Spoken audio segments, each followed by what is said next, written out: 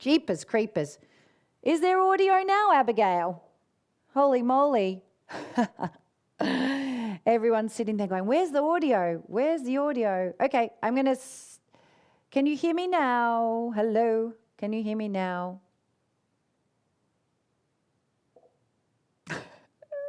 Oh my God, my sound desk's falling apart.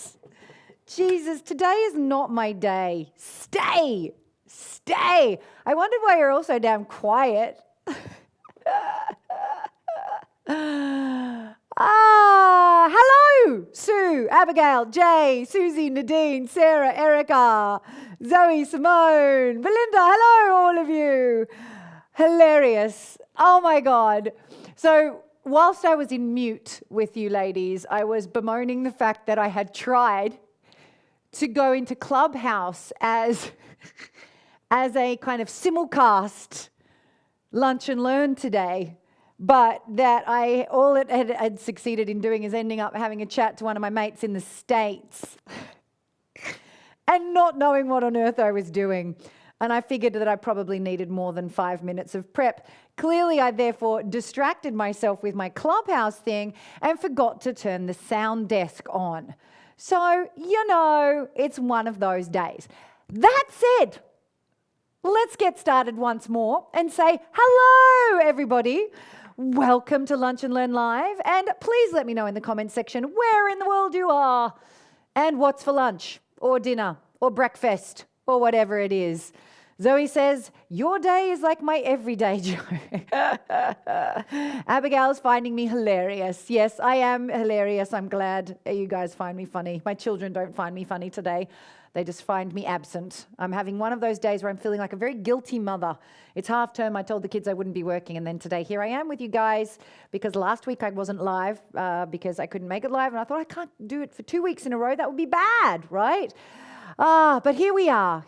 I shall put my guilt to the side and we shall concentrate. Zoe is having pancakes. Yes, we had pancakes for breakfast. Well, I didn't have pancakes for breakfast. The kids did. Sarah is also having pancakes for lunch. Who else is doing pancakes today for Pancake Day? Shrove Tuesday. Did we just decide to have pancakes because, Lent's on the horizon, so we'll just eat pancakes? Is that the nature of Pancake Day, or is there more to it than that? We don't do Pancake Day in Australia I don't really understand it. Susie is saying hi from Oxfordshire under the Downs. Hi, everybody. Samantha's in North Devon. Sheila's in Cape Town having cottage cheese with asparagus spears. Ooh, that sounds good and healthy. Very good. The snow has melted at last in Northumberland, says Kay. People having their pancakes tonight. Eilish, Juliet, few pancakes for tonight. Ooh, Julie, I'm coming to your place. Butternut squash and lentil stew. Sounds really yummy. Arr. Yeah. Abigail is eating feta cheese olives. Yikes, had pancakes for brekkie. Very good. And Sue is on a mushroom quiche and pancake from our local Italian bakery. Ooh. Oh, yes. Sarah is letting me know here. If you haven't met Sarah, allow me to introduce Sarah Hurrell to you. Sarah Hurrell is the newest member of the One of Many team. Actually, she's not the newest member because we had another even newer member start yesterday. But Sarah is with us here today. And Sarah is our newest client services support person. So she's going to be helping us out here, and you will see her name around. She's also coaching in the hearth for us. She's one of our awesome team. And she is telling me that Pancake Day is about eating all the luxury items ahead of Lent. I hate to think what Lent looked like back when eggs, milk and sugar were a luxury. I can totally get that, right? Totally, yeah. Hillary is saying, yes, it was originally to clear the kitchen store cupboards of sweet and tempting foods before Lent. So yes, let's have a day of eating all of the good things. I love it. God, I nearly finished the bloody live. Jesus Christ, I have to be careful with my buttons today, don't I? Should we talk about something that I know about rather than things I don't know about? I might be able to kind of get into the flow a little better and stop just being weirdly amusing. Let's talk about the curse of tolerance, because that is something I know an awful lot about. We have a fabulous event on the horizon for you ladies. It's called Clarity and Calling. how to have career confidence in uncertain times. If you are in our email community and receive emails from us, we'll be letting you know all about it in the coming weeks. But if not, you can join me for this 3-hour workshop on Saturday week, a 3-hour workshop on Saturday week, which is, the something of February. No, it's not even Saturday week. I'm telling you a complete fib. It's not on Saturday at all. It's on Tuesday the 23rd. We're doing it on a weekday, Tuesday the 23rd. That's next Tuesday we're doing it, ladies. It's called Clarity and Calling, Career Confidence in Uncertain Times, because I know a lot of us are feeling a little uncertain right now. Samantha is saying she's just signed up, as has Zoe. Ooh, very good. So it is happening next Tuesday. We are recording it in case you're working and you are feeling unconfident in your career, but attend live if you possibly can. It's always better when you attend live. And we're going to be talking about how to find certainty, how to find some kind of a sense of how to unfold a career plan or grow your business in uncertain times, all of the sorts of things that you need to be aware about. And one of those things is this piece. This is a little excerpt from what we're going to be covering. And I think it's nice to take it as an excerpt and dig in a little deeper, because so many of us actually suffer from it. And it is the curse of tolerance, right? In the curse of tolerance. So the curse of tolerance, and I really should have got my flip chart actually to draw this out for you. The curse of tolerance is when we tolerate something that isn't a match for us. In the context of anything, actually, right? It could be in the context of your relationship, it could be in the context of your career, it could be in the context of anything where we tolerate something, a situation which isn't a match for who we know ourselves to be. Or even if we don't know ourselves very well, our body tells us, this is something about this which is not a match. Because when we tolerate things, it never stays the same. It's not like, oh, well, I'll stay here in this job for a little bit longer because if I just tolerate it, I can handle it. Everything will stay the same until such time as X happens, and then I'll make my move, then I'll change or what have you. The problem is things don't ever stay the same, right? Sameness, right? Sameness is a misnomer, right? Because things either get worse or they get better, but they don't stay the same. And if they get better, it's because someone changes, something changes, someone changes, right? The situation changes, and usually for a situation to change, people inside of the situation have to change the way they're showing up and so on. But more often than not, if we don't give attention to something, it actually gets worse. Do you know what? I am going to get you the flip chart. You're going to see that I'm wearing my Uggies underneath, because this is important. Let me just rub off. That's Susan's new business positioning.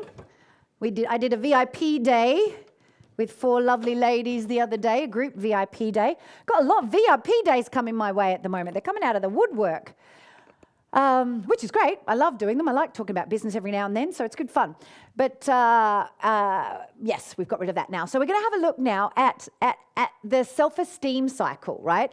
Because this is the problem if we tolerate things that are not matching us. Let me know in the comments section here, ladies, if you know that you have had either right now or at a time in the past where you have tolerated something that is not a match for you, especially in the realm of career. Do you know, maybe it's a part of your job role that you really don't like or that you're really not that very good at, but you tolerate it. It could also be, in the context of relationship or something. But have you ever had that before? I know for myself, I certainly have, right? I've had times where I've just gone, well, I'll put up with this. I'll keep doing this. I'll tolerate this thing, even though I'm not great at it, because, that's what I should do. The time that jumps out to me is when I was a doctor, right? As an intern, I tolerated being a doctor. I tolerated a lot of it, the stress mostly, right? The stress of the constant high level of stress that I found as a medical professional. And this was pre-pandemic phase, right? This was 20 years ago. Oh shit, it was 20 years ago. I was going to say maybe not quite 20, but actually it was really 20 years ago. Fuck, I'm old. What happened? I'm old and I got grey. Holy shit. Ah, dude.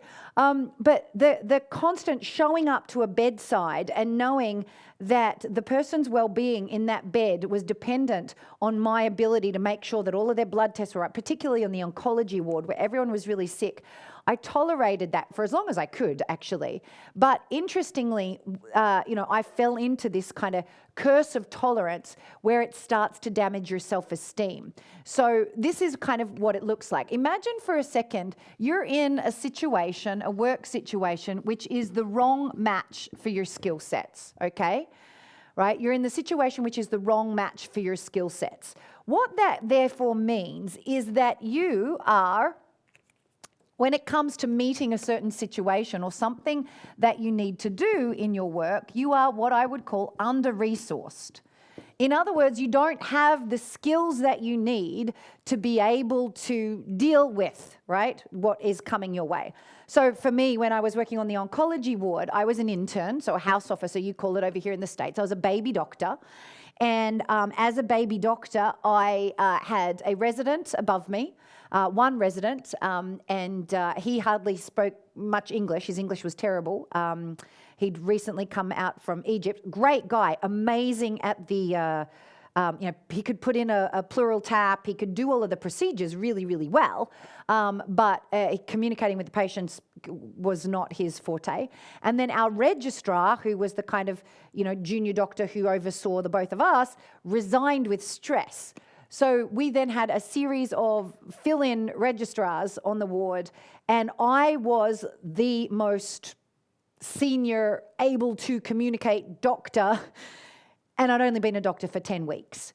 So I was in a situation where I was the wrong match, right? I needed a registrar. They couldn't get one. And this is just a little kind of tiny vignette of the kind of shit that is going on immensely in the NHS and in healthcare professions all around the world right now. So I found myself totally under-resourced to be able to handle the level of expectation and stress and family management and so on that I was having to meet. So what that meant was that then I had the experience of failing at it. I was there at work every night until 7 or 8 o'clock at night to get all of the stuff done that needed doing. Because I was spending most of my time during the day talking with patients and families, trying to be able to explain what was going on and doing a bad job of that and trying to learn from the nurses. So I wasn't getting the work done until really late at night. I would then, be super tired. And I wouldn't sleep because I was stressing about getting things wrong. And then the next morning I'd be, on the wards at 7 o'clock for rounds, and I'd be tired and, kept failing. Now, a lot of the people around me would say, well, you're not failing, Joe. You're doing fine. You're doing great compared to the fact that you've been a doctor for 10, 11 weeks. You're doing fine.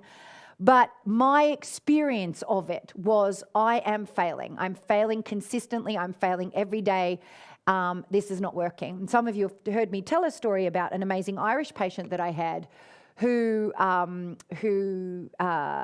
she came in on the ward one Thursday, and within 10 days she'd passed away very unexpectedly and very quickly.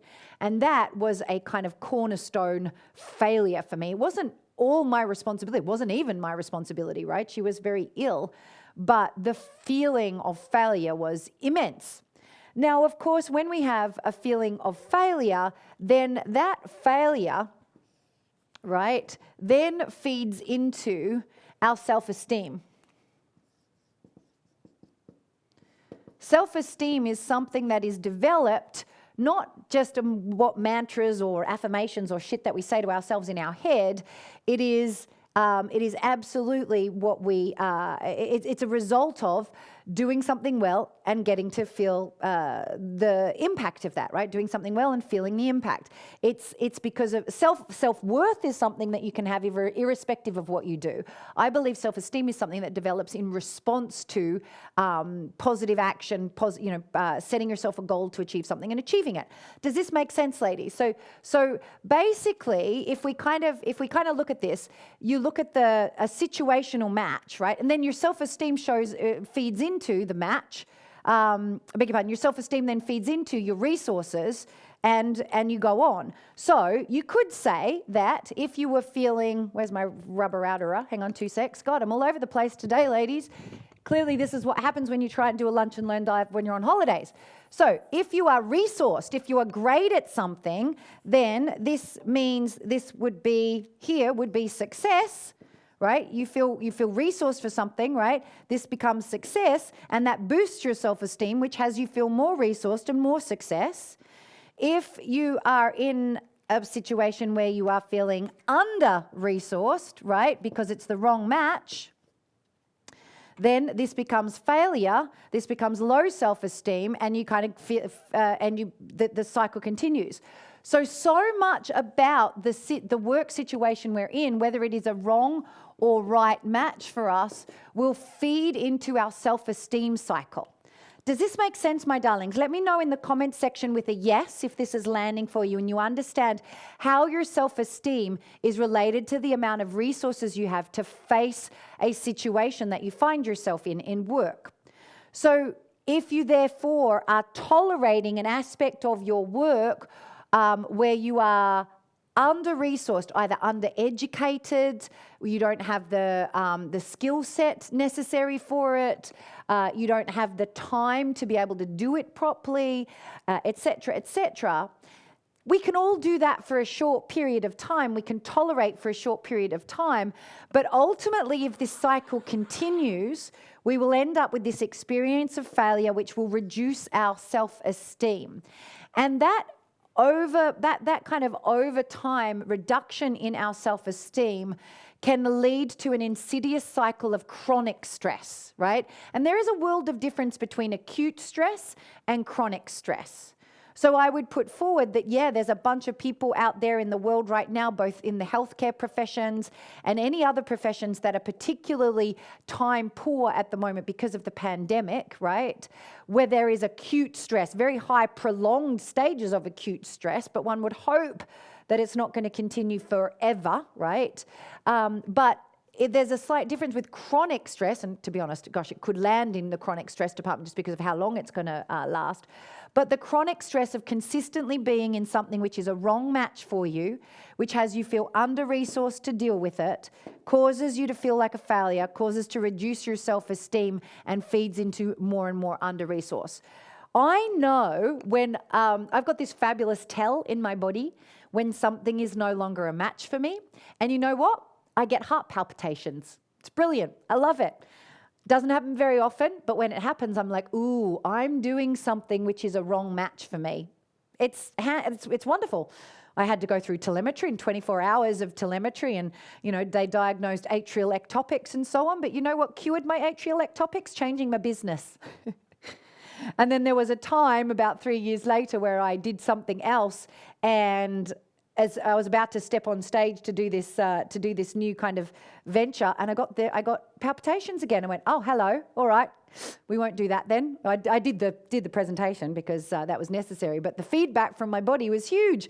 I was under-resourced to deal with it. It was not aligned with me. It was the wrong match, which if I had continued would have me continue to feel like a failure, reduce my self-esteem, and so forth. So we have to be careful that chronic stress can look like this. How is this landing for you?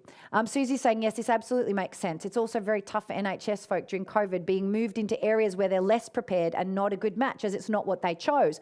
I know there are countless staff, right, being pulled from maternity to go cover ICU or, from palliative to go cover, everyone's like kind of all over the place having to go and do extra shifts in the ICU where they're not trained. They didn't choose it because they felt under-resourced when they were making their choices that didn't match who they were, and so it's causing this problem. You're absolutely right, Susie. Rebecca is saying, mine just isn't a fit for me anymore. Kay says, yep, I recognize the cycle. Eilish is saying, I absolutely agree. I felt this very, very recently.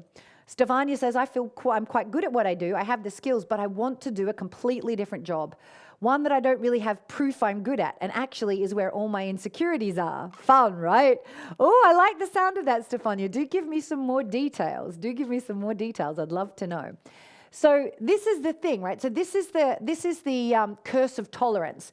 Because when we tolerate something for which we feel under-resourced, it's not just, oh, I'll just do it for a little while. It is consistently lowering our self-esteem.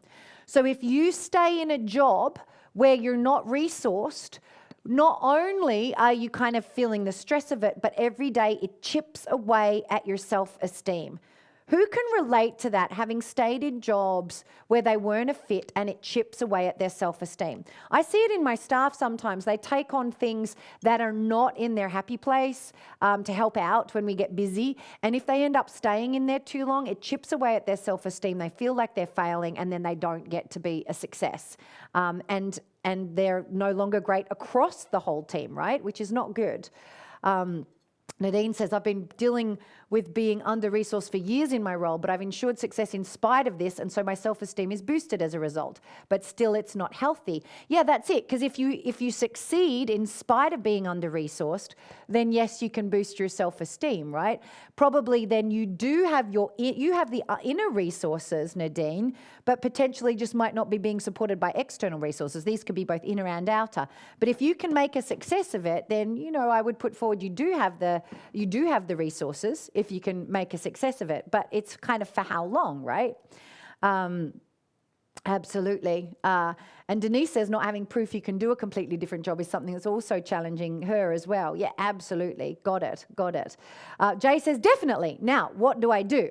Well, here's what we do. Let's talk about this, right? So the first thing is we want to now have a look at something. I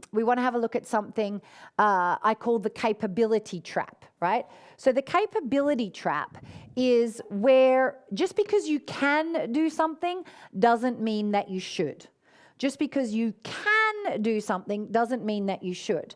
Another really interesting distinction comes from a great book by Gay Hendricks called The Great Leap. The Great Leap. The Big Leap. The Big Leap or the Great Leap? The Big Leap. I think it's just a big one. I don't think it's great. I think it's big.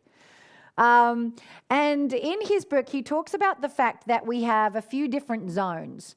And I'm not going to talk about all of them, but just two of them. We have a zone of excellence, right? And then we have, God, look at that handwriting. You can take the girl out of medicine, but you can't take the doctor's handwriting out of the girl, that's for sure. And then we have beyond that a zone of genius. And, probably below that is, I can't remember exactly the word he uses for it, but it's probably the zone of capability. Yeah, we can do it, But we all tend to fall into this capability trap. And the trap is where we get stuck doing things here in a kind of, capability area or even excellence, where we're good at them, we're fine, we can do them, but to the extent that we get stuck there, we never enter our zone of genius. And our zone of genius is the area where we can have the greatest impact in the world, where we are the most resourced to be able to do good things from that place, right? That's where we are the most resourced to be able to do that. And then that resource feeds into our ability to succeed and increases our self-esteem, and it becomes a positive cycle in that way. So that genius zone is really critical to identify. And a couple of you have kind of said, oh, I'm interested in something completely different. And the leap between zone of excellence and zone of genius is what Gay Hendricks calls the big leap, because often we have no proof that we're going to be great at it until we go try the thing. Sometimes it's a natural extension of what we do. Sometimes we have zero proof that we're going to be great at it until we go do it, etc. Yeah. So, but the big leap is the ability to give it a shot, to try, yeah? So that's what that's about, right? So we want to get to the point where we appreciate what is our zone of genius as opposed to our zone of excellence and spend some more time in that area. So let's have a look at that. And I just want to read some of these great things that you've put in here. So Stefania says, I want to be a professional artist, specifically illustrator, but you can't earn a living making art. It's not good enough, et cetera, so I'm a medical secretary instead. Well, who says, right? Who says? And I guess being a professional artist is one of those things that you can absolutely... I think my highest recommendation there, Stefania, would be to read Big Magic by Liz Gilbert, who made a deal with her art before she was Liz Gilbert, the writer of Eat, Pray, Love. She made a deal with her creativity that said, you will never have to pay the bills, creativity. I will look after you. I will always look after you. So there's something to be said for that as well. But does it mean you don't step into your zone of genius and you don't do it? No, because if you constantly are living in a zone of excellence or capability, your self-esteem doesn't increase, it gets chipped away. The longer you don't do something you're called to. And I'm not saying, you walk away from your career as a medical secretary and you go start illustrating, right, straight away. But I am saying that you can't not do something towards the calling alongside what we're already doing, right? This is important. Rebecca says, I think mine is chipped away for so long, I don't even know who I am anymore. I need to get out, but I don't know where to go next. So Rebecca, this is a critical piece, right? We've got to go, okay, out. If out is all you know, then that's what you know. So we've got to get out, right? And it might only be 3 days or a week or 2 weeks until you work out what comes next. But if that's what it is feeling like you need to do, then maybe that is what you need to do. Without, of course, risking your nest, risking, not being able to put food on the table, etc. Clearly, we have security needs to be taken care of. But I think there's a lot to be said for being when our body is telling us, you do not fit here. There is something else for you. We have to start tuning in our sorceress energy to what else. And sometimes we need to make these decisions, yeah? We need to make these decisions. I left medicine as a career and went to drama school. Long before I knew I could be a professional actor, I went back to school, basically, right? I went from medicine to back to school. This particular piece is something I believe I have done well my entire life because I will not tolerate mediocrity in my life. I freaking hate mediocrity. And not mediocrity as in being mediocre at things. People being mediocre, that's fine. But for me, I will not... I believe we have been gifted one life, right? I have been gifted this body to do this life, to be the vehicle for my soul's purpose in this lifetime, right? I get the one go at it this time around. I don't know quite what I believe, whether I'm going to get another go at it and later on or whatever. But all I know for sure is I've got one go at it. I know I've got a purpose. I've got one go at it this lifetime. And I absolutely point blank refuse. As soon as I know that something is not right for me, I will put plans in place to change it. Doesn't mean that I change it immediately, but I put plans in place to change it. I communicate what's wrong about it. I will change a career if that's what I've needed to do. And I have done that many times over my lifetime because I figure, it's that quote from Maya Angelou who says, we're all doing the best we can with what we know, but once we know better, we must do better. When you know that something isn't right, it's because your soul is saying to you, your purpose is saying to you, this is not right for you. There is something more meaningful. Does it mean that every single step is exactly right? No. I went to drama school. I'm not an actor. I didn't even finish drama school. But it was whilst I was at drama school and the very specific drama school that I got into. Right? I didn't get into NIDA, which is a 5-day-a-week commitment, graduates, amazing actors and all of the rest of it. It's probably it's the equivalent of RADA over here in the UK. It's kind of the pinnacle one at our school. I was first on the reserve list for NIDA, which I was very proud of, to be perfectly frank.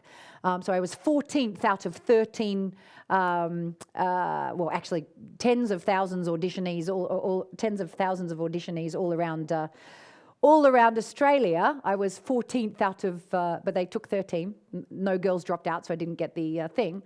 But mercifully, because I got into a school called the Actors Centre Australia, which had at its centre, thanks to an amazing teacher called Dean Carey, who founded it, a coaching mentality. In fact, one of our classes right from the get-go was called life coaching, and that's where I got introduced to what I now do in the world. And I'm so grateful for that. That's why I had to go to that school. It all makes sense in retrospect, right? If I'd gone to NIDA, I could well be a very dissatisfied actor or director right now, wondering how do I make more of a profound and deep impact than etc. Yeah?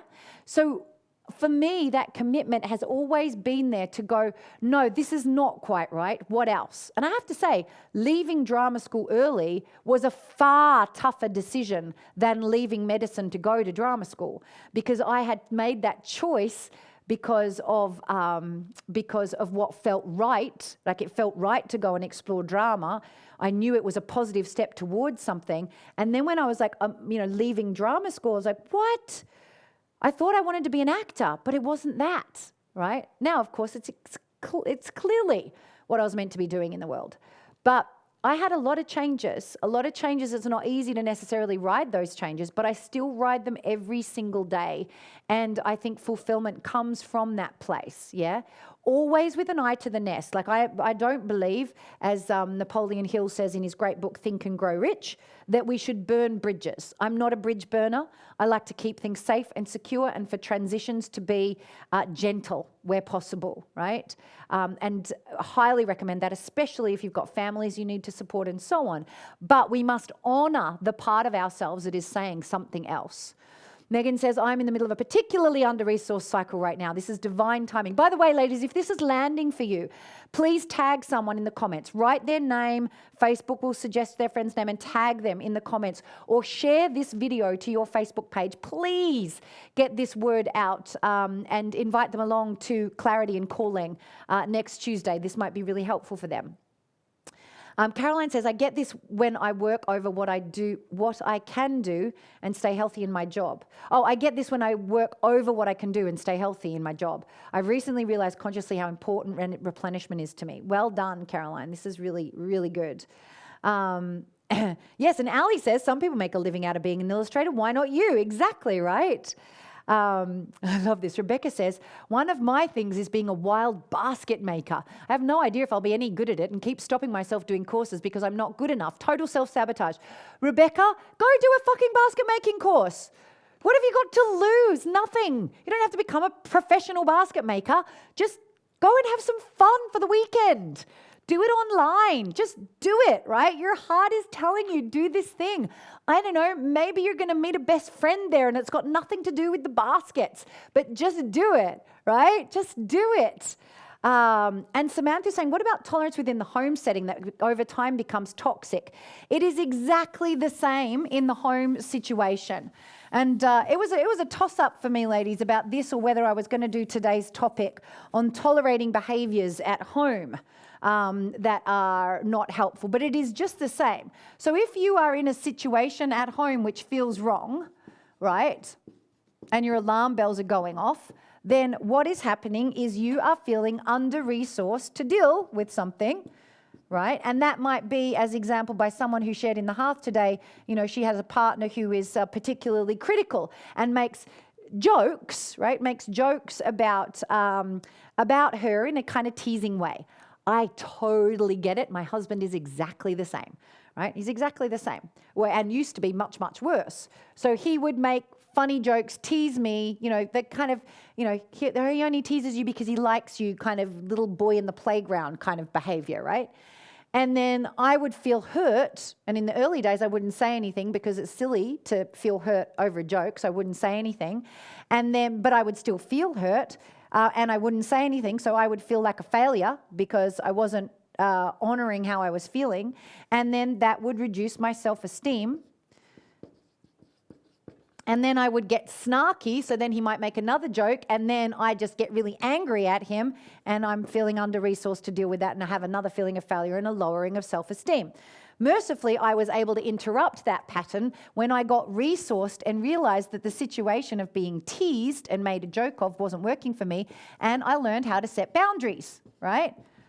So this is in your situation, Samantha, the same thing, right? When you can learn to set boundaries from your queen energy and say, this situation is not okay, I will not tolerate that behavior, then you get the feeling of success, even though the other person might get upset. In the choice, as Glennon Doyle says, between disappointing yourself and disappointing someone else, always disappoint the other person. So when you set a boundary around something which is not okay for you, you get to have a feeling of success, even if it might be uncomfortable and the other person gets upset. And that feeds to a positive self-esteem, which then can actually have the power to change the situation, which in my situation with my husband has been exactly what has happened. He no longer teases me. He no longer does that. And, and we talk about it. And if it happens, I go, ouch. That's all I have to do these days. Go, ow, that hurt. And then he'll go away, think about it, come back and apologize, if it ever comes up, which is really good. So yes, Samantha, it's exactly the same, right? Absolutely. Stefania says, thanks for this advice. I'm working on my fears and looking at art as a side game to earn extra, not to earn a living. It's already a step forward. That's the way. That's the way. I love it. I love it. I can see Sunanda has shared with somebody. Thank you so much, Sunanda. I hope your friends like it. And thank you, Angela, as well. Yay. Thank you so much, all of you sharing. That's lovely. Let's have a look at some of these more comments and then we'll wrap up for the day. So I would like to hear from you. What are you taking away from this conversation about the curse of tolerance and the capability trap? If you knew that your soul was knocking on the door saying, this way, come on, with these little hunches or these little feelings that you have, what might you try and find the courage to do, right? What are you going to take away from this? Emma says, I'm looking to change careers. I love working with children in my volunteer roles in schools and youth groups. My current job works more with system redesign and stats, and I just don't feel any joy from this. It was a great job, especially whilst I was undergoing cancer treatment and running my dad's business following his death. However, no longer feels right. There's a disjoint. I definitely feel I'm not honouring myself. Emma, sounds to me like it is time to start listening into that calling, right? Listening into that calling. What can you do? What could you do with what you know, right? With what you know, what you're great at, that's going to have much more involvement with kids. There's so many fabulous opportunities out there. Yeah, absolutely. Stefania is saying it's a big hang up about safety, dreaming small and such. Basically, I have the belief that it simply will not work. I'm terrified of trying. I'm working on losing the fear, small steps at a time. Just go let go of the limiting belief. Stefania, I know you're in Living the Change. Go pick up the limitation release of the belief that it will not work. Go let go of that belief. If you didn't believe it wasn't going to work, then you could just get on with it, right? Go for it. Just let go of the belief. I just have the belief it simply will not work. That's a pretty strong belief. Let go of it. It's not true. Lovelies.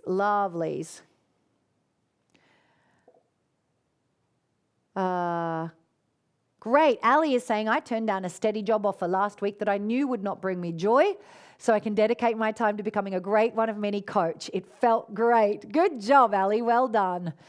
Caroline's sharing that her brother-in-law is an illustrator as his side hustle. I love that. That's it. Sunanda is saying each toleration you resolve frees up a bit of energy you can use more productively. That's exactly right? Like maybe locating and resolving another toleration. Yes. The process feeds itself and you're the winner. What are you still tolerating? That's exactly right? That's exactly it. For every little one that we resolve, it gives us a little bit of a feeling of success, which gives us a little more self-esteem and inner power, which gives us more to be able to go back and say, okay, now this bit I won't tolerate, this little piece, yeah? Oh, thank you, Sarah. Sarah has actually put the details there of the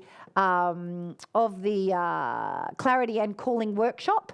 So it's at oneofmany.co.uk/clarity-and-calling. She's put the link in the comments there on this video. So you can come and join us for that workshop. We would love to have you come along. There it is, oneofmany.co.uk/clarity-and-calling. Come and join me next Tuesday and I will take you through all of this and more. Rebecca is taking away, just go forward and explore and experiment and see where it leads, even if it doesn't lead to the original thing. Yes, that's it. Susie's takeaway is to listen for and respond to the discomfort of not a good fit. Following the light we have one step at a time. That's it. It never, right? If you had asked me as a doctor, finishing my surgical rotation after 9 weeks of surgery, knowing that everything about it felt wrong, landing on the oncology ward at the Launceston General Hospital. If you had said, Joe, in 20 years, you'll be living in the middle of England, running an organisation very successfully with 14 permanent staff and approximately 18 or 20 contractors, delivering coaching and training to tens of thousands of women all around the world. And you would largely be, helping them with life. I'd have gone, what the fuck? What are you actually talking about? Right? What are you actually talking about? I would never have believed you. I didn't even know that what I do now existed. And it's one little step after another of self-discovery that gets us there, right? We can only follow how far our headlights shine into the dark in front of us at the time. And when things are particularly foggy, that might only be one step or two steps, right? Elizabeth says, this couldn't be better timing. I'm just about to launch my own business I'm very passionate about, but a bit scared of too. Excellent. Come along on Tuesday. We'll help you out. Joe says, joining one of many just feels right. I feel I'm getting the resources here to deal with difficult situations. Yay, good. Angela, learning to speak my truth in the world and taking the leap to do the scary stuff. I just need to break through my own barriers. That's it. And just one little step at a time, right? One little step at a time. Megan says, I'm unhappy with my role at work and I've been working through victim in this realm for a while. Little by little, I'm working through it and stepping into queen. Today's Lunch and Learn has further nudged me to have a conversation I want to have. Thank you. You are welcome. Welcome, welcome. Eilish is saying that cycle around wrong situation and boundaries has resonated. She's going to work on this at work. Great.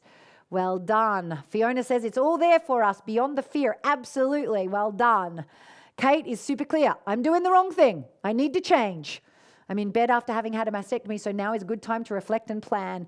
Yeah, Kate, it's also a good time to rest and heal, right? So planning secondarily, but that's surrendering to the process. So first of all, my love, we are all sending you masses of healing, love, and energy. Darling, that's a tough time. Surrender, relax, rest, and let your unconscious bubble up, whatever it might want to bubble up. Make sure healing is your highest priority. And then, reflection is a great second priority. If planning wants to come to the fore, let it, but give it some time. Absolutely. Beautiful. Cherie says it was the course of tolerance that finally pushed me to transition from a career of 28 years in dentistry to starting my own business. Well done. Well done. Oh my goodness, there's just so many shares. This is wonderful. Absolutely wonderful. Thank you so much. Thank you so much for all of your shares. So my darlings, absolutely, I want you to go take one tiny step in the direction of your dreams. And you might not have this big, massive dream. It just might be go sign up for a course in how to be an illustrator. Go sign up for a course in basket weaving. Go open up the job vacancies in, interested in working with children, have a look at job vacancies and maybe just write a new resume. It doesn't have to be massive, big things. It's not, as I say, I never sat down and said, I want to have an international company serving women. It was never in my consciousness when I first started.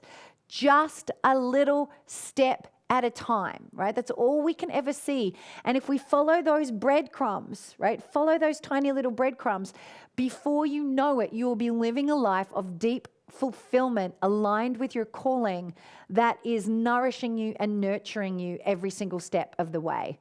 And yeah, that's right. I agree, Megan. Basket weaving does sound like a damn good hobby, to be fair. Totally agree. Excellent. Thank you so much for spending some time with me today, ladies. Go get yourself registered for Clarity and Calling. Please share the link with anyone at work or any of your sisters or cousins or aunts or children who are not feeling aligned in their work right now. It is a particularly challenging time for people, out there in the career thing. Because we're in more scarcity and fear than we've ever been in, we're keeping ourselves even more stuck in jobs and so on. So we need to find a way of being okay with transitions and knowing when to stay and when to go. And we're going to dig into that sort of stuff in Clarity and Calling next week, like how to navigate uncertain times. So please do share that link for Clarity and Calling with anyone you know for whom it would be helpful. Great to spend some time with you all, and I will see you again next Tuesday on Lunch and Learn Live. Please share with your friends, and we will be getting Catherine Morgan, who is supposed to be our guest today. Actually, you wouldn't have heard any of this at the beginning because I was muted.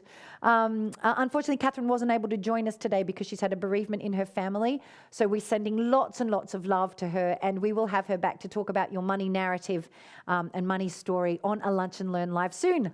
I am entering a new phase of Lunch and Learn Lives where I'm looking to bring in some guests and spice it up a little bit. So we're going to have lots and lots of fun. All right, darlings, see you later. Bye.